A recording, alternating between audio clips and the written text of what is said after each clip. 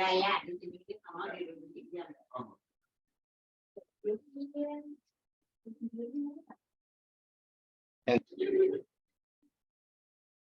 kita mulai ya. Assalamualaikum warahmatullahi wabarakatuh. Alhamdulillahi nahmaduhu wa nasta'inuhu wa nastaghfiruh wa na'udzu billahi min syururi anfusina wa min sayyiati a'malina may yahdihillahu fala mudhillalah wa may yudlil fala hadiyalah. Asyhadu an la ilaha illallah wa asyhadu anna Muhammadan abduhu wa rasuluh. Wallahu ta'ala fi Qur'anil Karim. A'udzubillahi minasyaitonir rajim. Bismillahirrahmanirrahim. Ya ayyuhallazina amanu taqullaha wa tanzur nafsun ma qaddamat liqad wa taqullaha innallaha khabirum bima ta'malun. Shadaqallahu. Alhamdulillah kita aturkan kehadirat Allah Subhanahu wa taala. Pagi hari ini kita mengulang kembali menghafal kaji kita supaya kita lebih mantap dalam pelaksanaan Islam sesuai dengan yang diinginkan oleh Allah Subhanahu wa taala. Kita awali dengan slide 1 ini. Silakan baca. Mengapa manusia harus berbuat baik? Karena Allah beserta orang takwa dan orang yang berbuat baik. Allah menyukai orang takwa dan berbuat baik. Hikmah dan ilmu Allah diberikan pada orang-orang yang berbuat baik. Jadi orang manusia itu harus berbuat baik karena Allah beserta orang takwa dan orang yang berbuat baik. Jadi kalau orang tidak bertakwa dan Allah tidak beserta dengan orang-orang yang lain itu, kuncinya adalah takwa. Orang takwa pasti berbuat baik. Nah, itu Allah bersama orang itu. Kemudian yang kedua itu Allah menyukai orang yang takwa dan berbuat baik. Jadi takwa dengan berbuat baik itu selalu sejalan. Jadi kalau orang bertakwa dia berbuat baik. Kemudian hikmah dan ilmu Allah itu diberikan kepada orang yang takwa yang berbuat baik itu juga. Jadi orang akan menuntut ilmu kalau dia tidak bertakwa tidak akan diberikan oleh Allah. Tidak akan mendapat petunjuk dia. Jadi kuncinya itu di situ. Orang-orang yang mendapatkan ilmu pengetahuan harus syaratnya itu bertakwa dan berbuat baik. Walaupun bagaimana keinginan dia untuk menjadi manusia yang baik, tapi kalau dia tidak bertakwa konsekuensinya tidak bisa. Kita lanjut.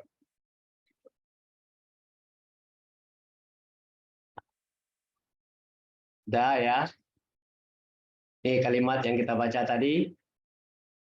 Innal hamdalillahi nahmaduhu wa nasta'inuhu wa nastaghfiruh wa na'udzubillahi min syururi anfusina wa min sayyiati a'malina may yahdihillahu fala mudhillalah wa may yudlil fala hadiyalah.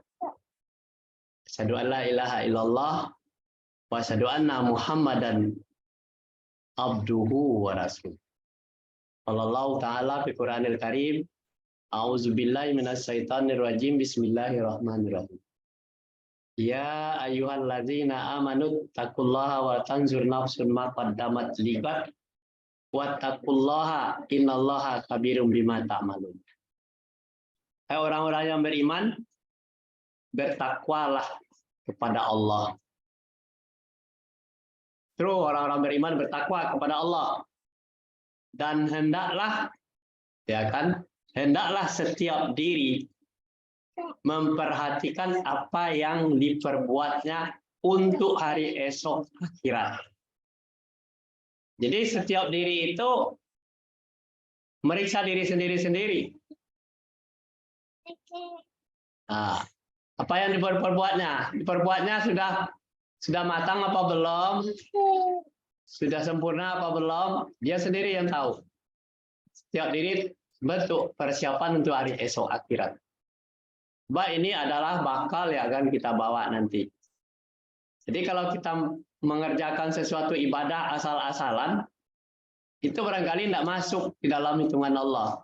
Ya, oleh sebab itu, Orang-orang yang nanti mendapatkan hari akhirat itu adalah orang-orang yang sempurna ilmunya, sempurna ibadahnya. Jadi karena ibadah itu bisa sempurna karena ada ilmunya. Jadi kamu akhirat itu bisa diraih. Kemudian disuruh bertakwa lagi kepada Allah kalau sudah diperiksa. Diperhatikan apa yang kita lakukan itu sudah benar apa belum, dicek and recheck. Nah, baru bertakwa kepada Allah. Sesungguhnya Allah Maha mengetahui apa yang kamu kerjakan. Bahwa kamu sudah kerja benar, Allah mencatat itu kebenarannya, itu bakal kamu untuk hari esok. Ini Al-Quran yang bicara dan kita tidak bisa mengelak. Bahwa masalahnya manusia itu banyak yang terburu-buru untuk melakukan sesuatu. Padahal itu adalah persiapan dia untuk hari esok akhirat. Nah, ini ayat ini cukup memberikan penyegaran kepada kita. Kalau orang bertakwa itu kemana? Setiap dirinya harus memperhatikan apa yang telah diperbuatnya. Itu orang bertakwa itu hari esok. Berarti kita harus belajar terus-menerus. Kalau Al-Quran itu dibaca terus-menerus. Dan tidak bisa hanya sekali lewat baca saja sudah tamat, tidak bisa. Harus dipahami benar informasinya. Ini siapa yang diperintahkan oleh Allah? Apakah orang bertakwa itu siapa? Bisa diganti kalimat ini. Hai orang-orang yang beriman. Hai saya orang beriman. Saya bertakwa kepada Allah. Bisa, orang adalah saya. Ganti. Saya bertakwa kepada Allah. Saya harus memperbaiki diri saya sendiri. Memperhatikan apa yang saya lakukan. Tuh, memang kalimatnya ada umum, tapi kalau kita bawakan kepada diri kita, itu masing-masing kita untuk memeriksa. Ini untuk persiapan hari esok saya, ya kan? Dan bertakwa kepada Allah. Siapa yang suruh takwa? Saya akan bertakwa kepada Allah. Sungguhnya Allah itu mengetahui, Allah itu sangat tahu terhadap diri saya sendiri. Apa yang saya lakukan? Yang bohong kita tahu, yang benar kita tahu. Yang salah kita tahu. Allah lebih tahu. Jadi kalimat-kalimat di dalam bahasa Indonesia ini setelah diterjemahkan itu kelihatannya umum, tidak menyentuh diri kita sendiri. Ini adalah Allah itu bicara kepada pribadi masing-masing. Sebab orang yang akan menjadi pakaian hidupnya. Al-Quran itu kan untuk pakaian hidup manusia, menjadi gaya hidup dia. Jadi gaya hidup yang harus ada di dalam diri manusia itu harus paham benar itu perintah itu. Kalau kita itu orang beriman, kitalah yang diperintahkan bertakwa. Bukan orang lain, jangan nunjuk siapa-siapa, diri kita sendiri yang baca, yang lagi belajar. Ini, kita lanjut. Baca. Bagaimana kalau kita tidak mau berbuat baik, kita mendapatkan penyesalan dan ingin kembali ke dunia. Jadi, kapan? Kalau kita berbuat baik itu kapan? Selama masih hidup, ya kan? Ya. Kalau kita tidak berbuat baik, saya tidak mau berbuat baik. Nanti aja. Nanti nyampe sudah kita diwafatkan oleh Allah, sudah habis kontrak hidup kita di dunia, maka ada penyesalan. Itu sudah terlambat. Dia sebab itu kita diingatkan supaya kita memperbaiki cara berbuat baik kita, cara bertakwa kita kepada Allah. Kalau kita tidak berbuat baik, resikonya tidak mendapatkan bakal yang hari esok itu. Tidak bakal terbawa. Kita mati, sudah itu masuk ke neraka langsung. Terus lagi lanjut. Bagaimana berbuat baik yang diterima dan diridhoi Allah. Gimana?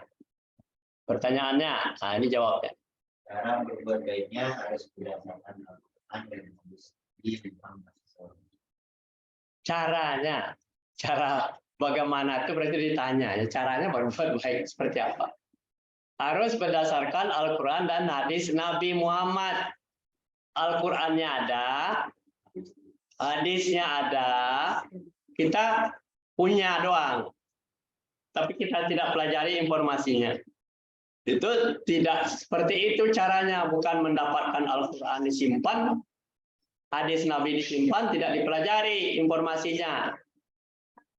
Itu baru persyaratan awal kita sudah punya. Apalagi tidak punya, ya kan? Tidak punya Al-Quran, tidak punya hadis, ya kan? Tidak ada minat untuk memilikinya, kemudian tidak ada minat untuk mempelajarinya, tidak ada minat untuk membacanya, untuk belajar bersama, tidak ada minat. Ini caranya tidak bisa dilakukan kalau tidak, sumber ini tidak ada di dalam genggaman kita. Ini harus ada. Kemudian informasi faktanya, Al-Quran yang sudah dicetak itu sudah ada, hadis yang dicetak sudah ada, kita pelajari lagi informasinya. Itu di apa ada tuh kalau mau lihat di HP. Jadi ini masalahnya itu.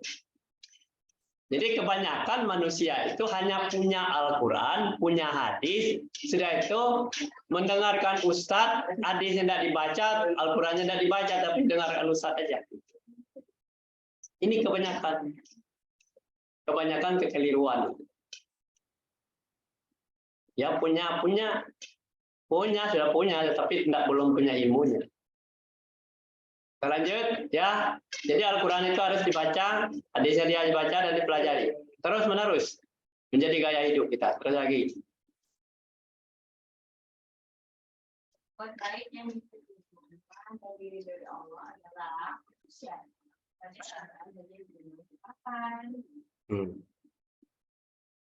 Buat baik yang diterima dan diridhai Allah adalah untuk siapa? Kepada siapa? Bagaimana? Kapan? Nah, lihat Allah lanjutnya. Kapan, apa, di mana? Nah, itu dia. 5W 1H itu. Siapa, kepada siapa, bagaimana, kapan, apa, di mana. Ya kan? Lihat sini.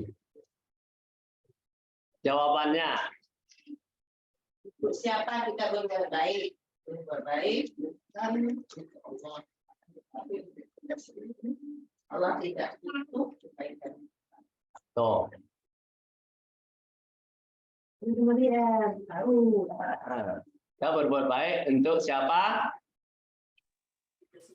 Untuk diri sendiri, bukan untuk Allah. Allah tidak akan kaya berbuat baik.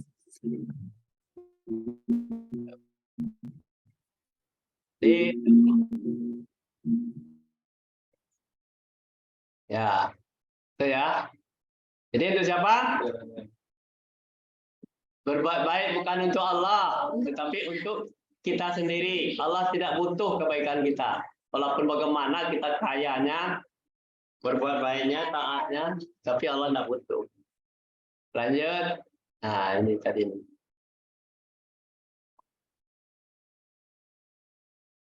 Ya. Paradigma. Ya, coba lihat tuh. Paradigma manusia dalam mengimani Al-Quran.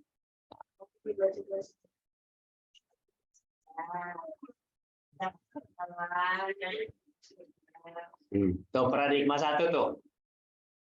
Paradigma itu artinya salah satu orang melihat Al-Quran, cara orang pandang orang, ya kan? Baca Al-Quran itu hanya dibaca tulisan Arabnya saja. Setiap huruf banyak pahalanya, berlipat ganda. Sudah itu dapat pahala dan masuk surga. Ini paradigma. Jadi kebanyakan orang membaca lafal Arabnya saja. Sudah masuk surga. Enak banget tuh masuk surga lafal ayat. Terus paradigma kedua, lihat. Baca tulisan Arabnya. Pelajari tafsir. Tafsir-tafsirnya Jadi ilmu pengetahuan. Ini ada orang yang posisinya di sini berada sampai mati.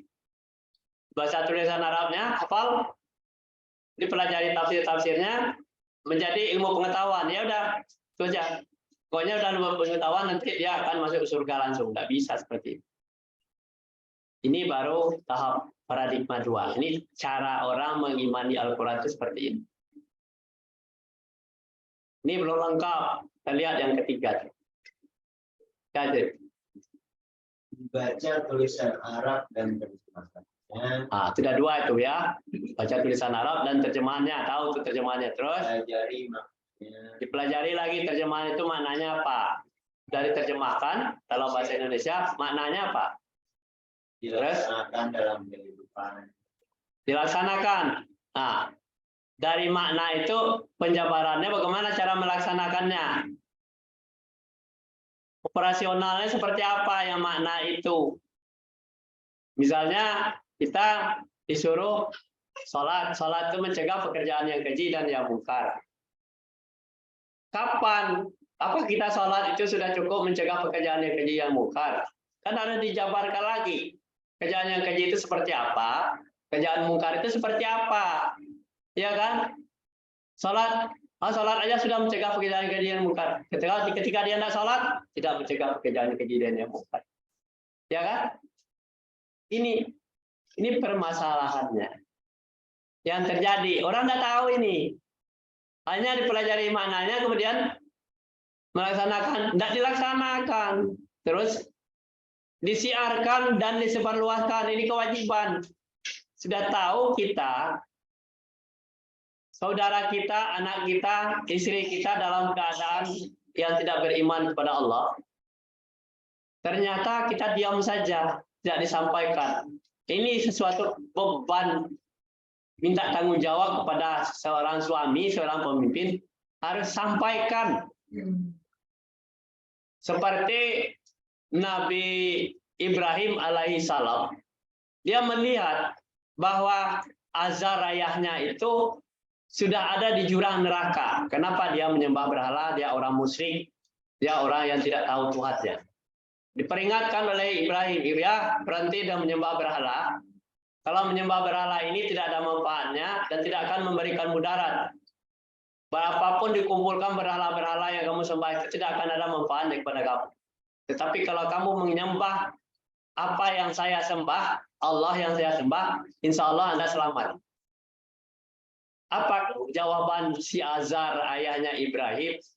Kalau begitu katanya, ayah tidak mau kehilangan muka di hadapan kaum Quraisy, kaum yang musyrik itu. Dari dulu dia sudah percaya benar kepada ayah. Ayah akan tetap melaksanakan tugas saya sebagai orang. Apapun yang terjadi, ayah tidak akan mengikuti anjuranmu, agamamu. Agamamu untukmu, agama saya untuk saya. Percayaan saya untuk saya. Inilah tanya. Nah, kemudian inilah si Ibrahim sudah menyampaikan syiar belum kepada ayahnya? Sudah belum? Sudah disampaikan belum? Ya. Sudah disampaikan belum syiar Ibrahim kepada ayahnya? Ya. Gitu. Kenapa ayahnya di jurang neraka? Dan terus menerus, ya kan? Terus menerus menjadikan gaya hidup. Jadi kalau kita sudah syiar terus menerus menjadi gaya hidup kita. Si Muhammad ketemu lagi enggak dengan orang yang sama dengan Ibrahim? Sama kan? Ketika dia berkhutbah mengumpulkan orang-orang Quraisy di Bukit Safa. Hai orang Quraisy, kumpul di sini semuanya. Kata Muhammad, ya orang Quraisy itu termasuklah pamannya Abu Lahab. Kata Muhammad, asyhadu an la ilaha illallah wa asyhadu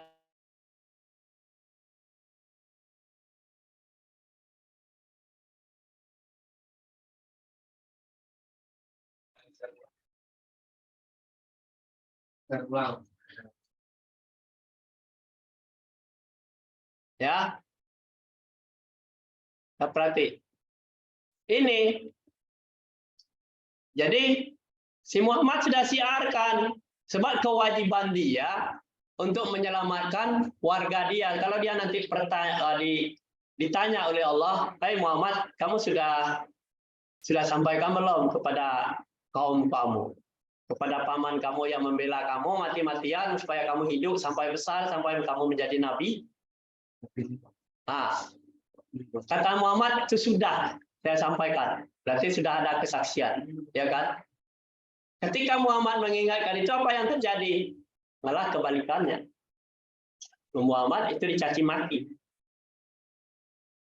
Pokoknya dia benci habis Abu Lahab kepada Muhammad. Kenapa? Si Abu Lahab itu mempertahankan karirnya sebagai tokoh Quraisy, tokoh musyrik, tokoh yang sangat dipercaya oleh orang-orang musyrik, oleh orang kafir itu. Orang-orang jahiliyah, dia tidak mau kehilangan jabatannya, tidak mau kehilangan karismanya. Makanya dia benci kepada Muhammad. Saya benci satu orang ini, asalkan jangan orang banyak yang taat kepada saya, benci kepada saya. Ketika si Muhammad diejek, dicaci maki oleh yang diperintahkan oleh Abu Lahab, maka turunlah surat. Nanti dibaca surat Tabat Yada Abi Lahab. Apa itu pembicaraan itu? Dibacakan oleh Muhammad, Tabat Yada Abi Lahab. Celakalah hari-harimu Muhammad, kedua tanganmu Abi Lahab. Apa harta yang kamu kumpulkan, kekuasaan yang kamu kumpulkan akan membakar dirimu nanti di akhirat.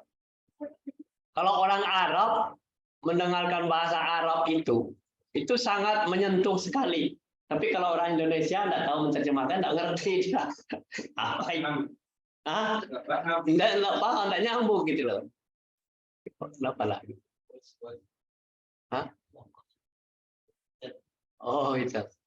Jadi ini masalahnya. Tidak nyambung. Jadi orang Indonesia ini banyaknya tidak ngerti. Bahasa Indonesia aja sendiri tidak ngerti, apalagi bahasa Arab. Itu nggak terima jadi aja kebanyakan orang. Kita lanjut. Lanjut toh. Apa sesungguhnya tujuan hidup manusia? Ingin mendapatkan ridho Allah agar selamat, sejahtera dan akhir dunia dan akhirat. Ya, tujuan hidup manusia itu tak lain adalah untuk mendapatkan ridho Allah. Mati-matian orang untuk mencari kehidupannya, cari makannya dari pagi sampai sore sampai malam. Hanya yang dicari hanya ridho Allah. Mencari keselamatan, sejahtera dunia akhirat. Itu. Kalau Anda tidak mencari ridha Allah, itu dapat itu harta itu tidur aja bisa dapat. Nyolong juga bisa. Jadi gitu. Jadi tujuan hidup itu adalah mencari ridha Allah. Mencari ridha Allah itu tidak mudah. Ya, cari ridha Allah, harta yang didapatkan itu bersih, tidak terkontaminasi dengan hal-hal yang buruk, cara-cara yang buruk seperti korupsi, ya kan? Membohongi orang, menipu orang, membegal orang. Ini membegal orang itu tujuannya kan untuk agar selamat, sejahtera dunia dan akhirat menurut dia. Kalau dia dapat duit banyak, dia sejahtera, tapi tidak sejahtera. Banyak orang yang mengumpulkan uang sebanyak-banyaknya seketahuan, ya kan? Ketahuan akhirnya dimasukkan ke penjara. Tadinya untuk keluarga tidak jadi, keluarga jadi susah. Banyak seperti itu. Ini manusia itu harus tahu tujuan hidupnya itu adalah mendapatkan ridha Allah saja. Kalau mendapat ridha Allah, berapapun dapatnya, tidak perlu jumlahnya banyak, sedikit pun, tetapi kita selamat, sejahtera dunia dan akhirat. Terus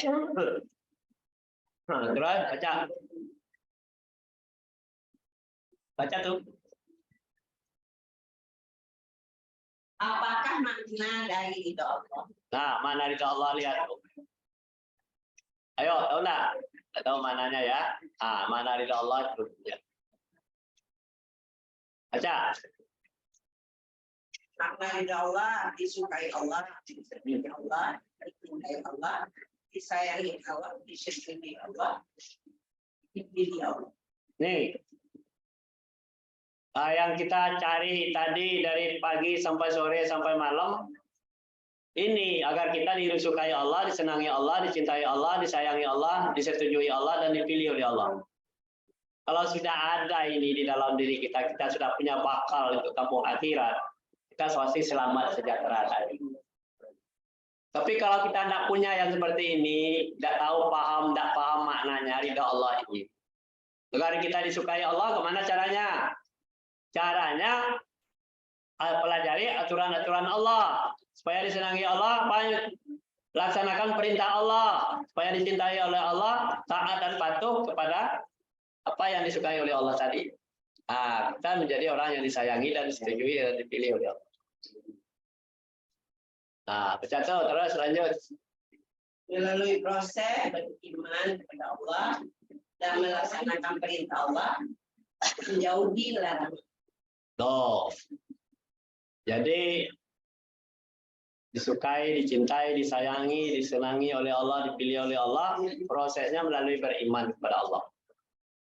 Dan melaksanakan perintah Allah, menjauhi larangan Allah. Udah, Hah? udah. Ya, terus lagi, dikit lagi. Syarat mutlak mendapatkan ridha Allah, beriman kepada Allah, dan bertakwa. Syarat mutlaknya itu beriman kepada Allah. Cara berimannya kemana? Kita tahu persis apa yang disampaikan oleh Allah dalam Al-Quran. Quran itu diterjemahkan, dipahami, diprogramkan, dilaksanakan. Kemudian bertakwa kepada Allah. Lihat tuh. Kita tahu takwa mau bisa menyebutnya. Apa itu takwa? Tunduk, patuh, taat, takut, Kenapa orang harus bertakwa? Karena supaya tunduk dan patuh, taat, takut terhadap azab Allah. Kalau kita tidak tunduk, tidak patuh, tidak taat, tidak takut terhadap azab Allah, ya berarti kita membangkang, tidak bertakwa lagi. Dan melaksanakan perintahnya dan menjauhi larangan. Ini lagi, dikit lagi nih. Sumber informasi tentang beriman kepada Allah, tentang perintah Allah, tentang larangan Allah, ada di mana? Di mana itu adanya? Dalam Al-Quran dan hadis. Quran dan hadis, sumber informasinya. Terus lagi. Apa yang harus kita lakukan agar mendapatkan ridha? Kita harus melaksanakan kandungan Al-Quran dan hadis. Tuh, itu harus dilakukan. Terus lagi. Apa mungkin kita mendapatkan ridha Allah tanpa memahami dan melaksanakan Al-Quran? Yes. Mungkin. Tidak mungkin. Tidak mungkin. Terus lagi. Apakah Al-Quran hanya cukup dibaca tulisan Arab? Ya. Al-Quran itu tulisan Arab saja? Tidak. Tidak. Kenapa kita harus tahu kandungan Al-Quran itu? Ya udah sampai di sini dulu. Kita taufik wal hidayah. Assalamualaikum warahmatullahi wabarakatuh. Waalaikumsalam.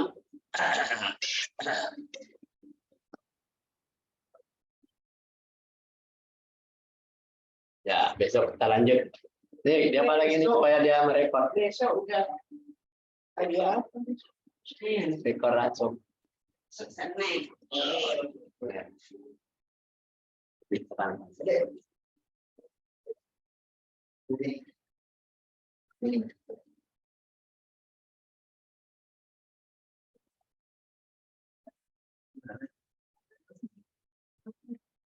Ya, apa